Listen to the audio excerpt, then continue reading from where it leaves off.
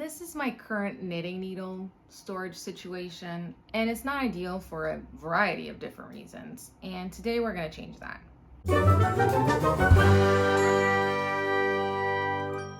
If you're new here, hi, I'm Olga and I make sewing content that is usually vintage inspired and sometimes a little bit nerdy. So let's rewind to a month ago where I started this project. This is my current knitting needle storage. I think it needs some improvement.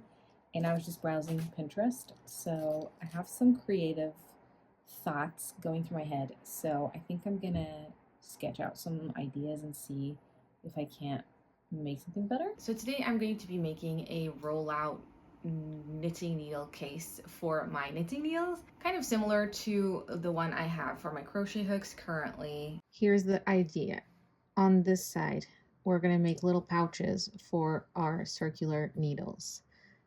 Then the middle section is going to be for like straight needles and double pointed needles. So these here, I made the numbers just so I know that to make 10 slots, because that's the amount of sizes I have. I have like very small through 10 millimeters. So I'm thinking to make like 10 slots. And then here I'm going to do, this is going to be for double pointed needles and also my knitting gauge. This little guy right here. Then here we're going to do a bit of elastic to house the cable needles and tapestry needles and that kind of like small thing. This is a very big drawing for what it is. And then here I want to do a couple of zippered pouches to hold different stitch markers. So let's measure, I think.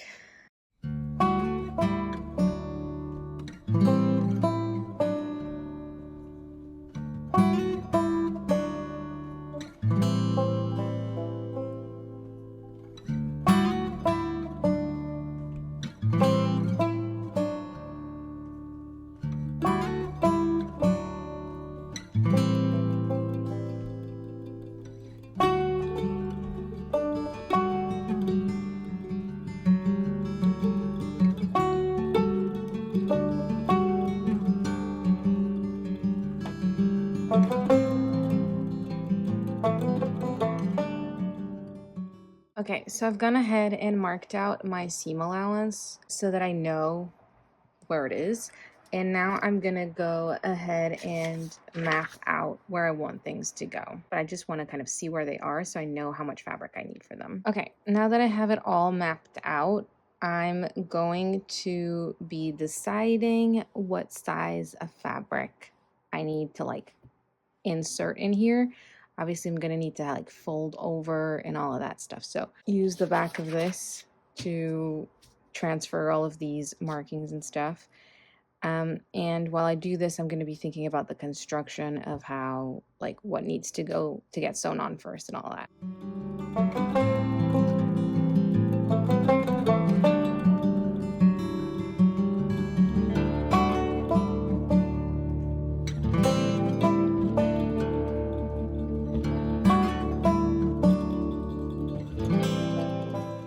So I've just decided to make this project way more hands-on than it needs to be. I have a bunch of this, more of this like canvas stuff, because I chopped it off some curtains that I had to, you know, shorten.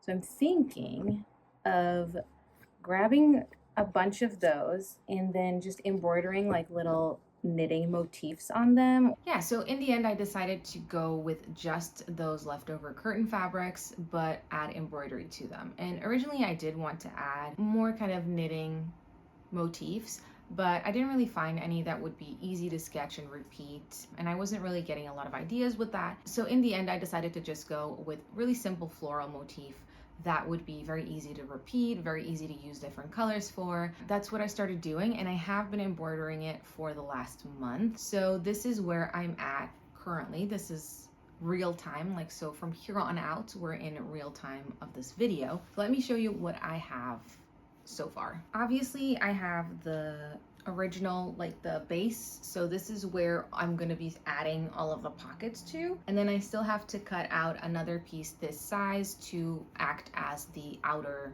shell, which I did not think about. Am I going to embroider that? Okay, so that's a decision I need to make. I have added the embroidery to the big straight needle section I added the kind of numbers of size of needle I'm going to be putting in. And then I added these little floral motifs. And then along the bottom of that one, I'm going to add this other pocket that I have also added some little flowers to. These are like 2 sections that I'm gonna connect with a zipper, obviously. And I have started embroidering the second one. So I still need to finish embroidering one of the zipper pouches and the pockets for the circular needles. But now I just realized I don't know what I'm doing for the outer shell. So I need to go and think about that. But first, I have a lot of embroidery still to do. So let's go work on that.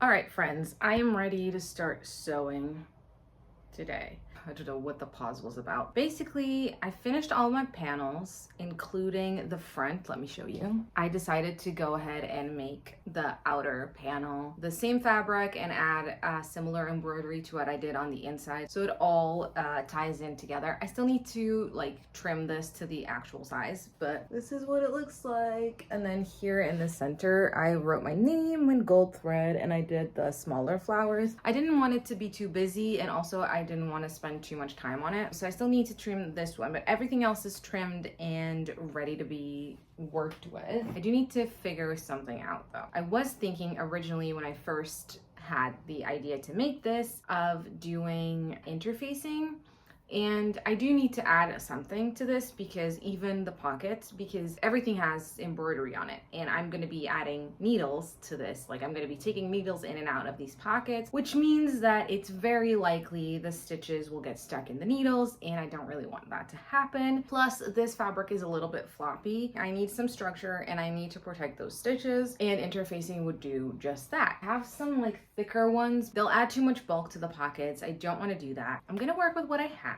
And what I have is some stiff cotton poplin, something that is nice and stiff, something that adds structure, protects my stitches, and works kind of as a lining to add a pop of color. I think I have enough. This is a white background with this yellowish confetti. It's like a golden yellow, and I use this for the blouse I made for my Hogwarts Legacy uniform. I'll link it. So I do think this will be enough. For the big panel itself, I think I might use some of the stiffer interfacing that I have. I have this, which is quite thick. So, and I think this is enough. Why does interfacing smell like that? I'm gonna go cut those fabrics.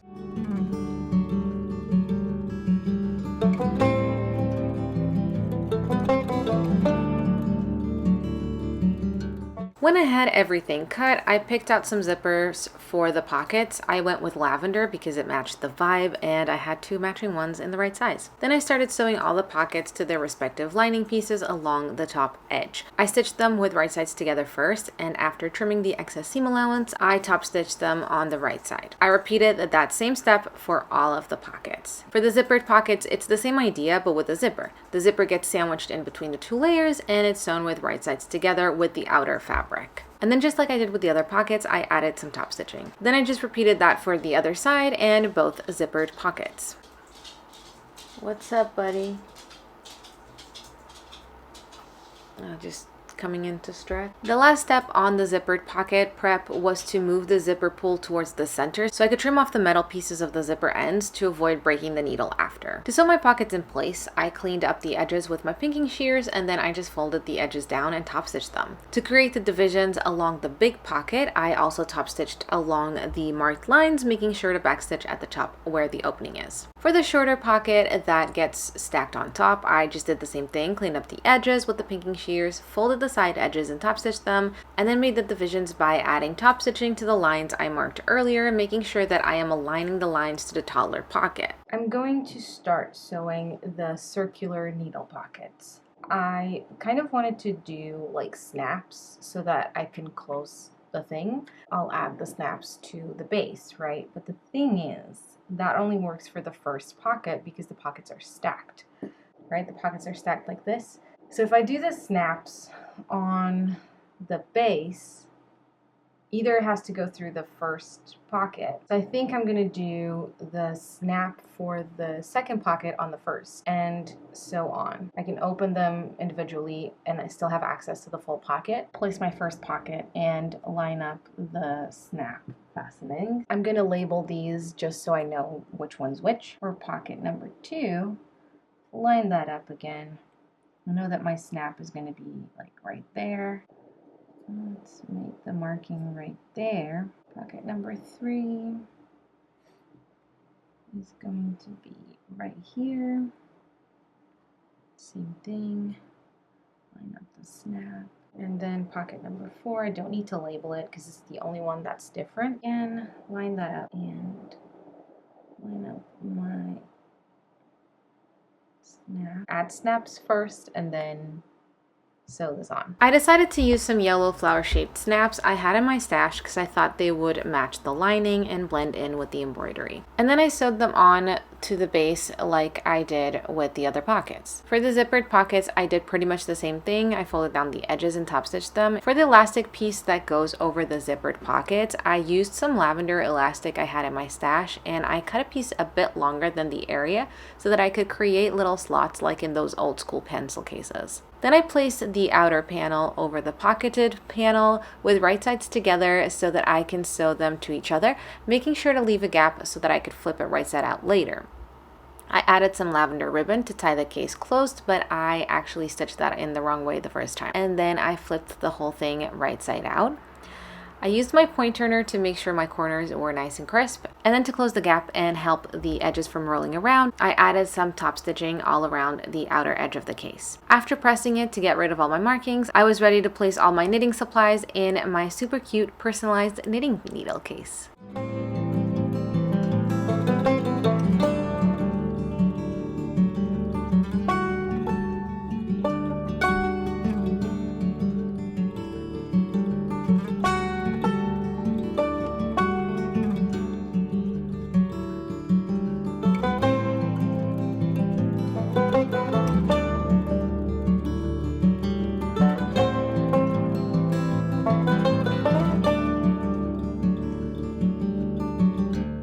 Wrap up time. I'm really happy with it. I think it looks super cute for one. It's not too busy, but it still looks very feminine and adorable. The only thing I think could have looked better is if I made this here with my name in a different location so that when I close it all up, it shows. So right now, in order for the name to come up, I have to like kind of fold it like that and then in half, and then my name is out. But if I roll it up like I intended to do, then it gets hidden, which is like minor detail. Apart from that, all the pockets are perfectly sized. I have more than enough storage.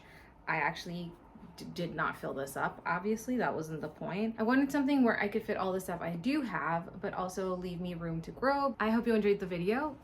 This was really fun for me to do because it was like a long project that I worked on for like a month up to when I actually showed it to you. I don't have anything else to say. Thank you so much for watching. I hope you enjoyed the video and I will see you next Friday. Bye.